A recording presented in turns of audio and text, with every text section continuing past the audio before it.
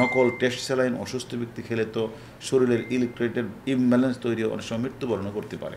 যারা দেশের মানুষের সাথে প্রতারণা করে এভাবে নকল ওর স্যালাইন বিক্রি করছে এবং শিশু খাদ্য যেমন ভেজাল কোমল পানীয় দ্রব্য ড্রিঙ্কু ফ্রুটু এইগুলি বাজারজাত করে মানুষকে ক্ষতিগ্রস্ত করছে, আমি মনে করি তাদের বিরুদ্ধে আমাদের সাইবার নর্থ তারা কাজ করছে এবং অনেককে গ্রেপ্তার করেছে। এটা হলো অত্যাধুনিক সব যন্ত্রপাতির মাধ্যমে তৈরি হচ্ছে কোমল পানীয়, যার বেশিরভাগেরই ক্রেতা শিশুরা। দেখে দেশের নামি দামি ব্র্যান্ডের কারখানা মনে হলেও বাস্তবতা বলছে ভিন্ন কথা। মূলত এটি একটি নকল পণ্য তৈরির কারখানা। এখানে সব মিলিয়ে পুঁজি আছে ধরেন 5 লাখ 5.5 লাখ টাকা।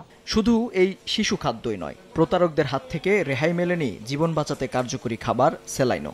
ভেজাল এসব পণ্য তৈরির পর বিক্রি করতে দেয়া হয় অনলাইনে বিজ্ঞাপনও। সম্প্রতি রাজধানীর কদমতলী থেকে নকল পণ্য প্রস্তুতকারী চক্রের 6 সদস্যকে গ্রেফতারের পর এমন চাঞ্চল্যকর তথ্য উঠে আসে। বুধবার রাজধানীর মিন্টো রোডে গোয়েন্দা কার্যালয়ে আয়োজিত এক সংবাদ সম্মেলনে ডিবি প্রধান জানান, অস্বাস্থ্যকর পরিবেশে ক্ষতিকারক কেমিক্যাল মিশিয়ে তৈরি হচ্ছিল এসব শিশু খাদ্য। তার কোনো BSTR অনুমোদন নাই, কোনো এক্সপায়ার ডেট তো নাই, এবং সে নিজের ইচ্ছা মতো এগুলি 25 থেকে 40% কমিশন দিয়ে ড্রিঙ্কু ফুটু ম্যাঙ্গো ইত্যাদি দিয়ে সে দেশের বিভিন্ন স্থানে ফেসবুকে বিজ্ঞাপন দিয়ে সেগুলো বিক্রি করত।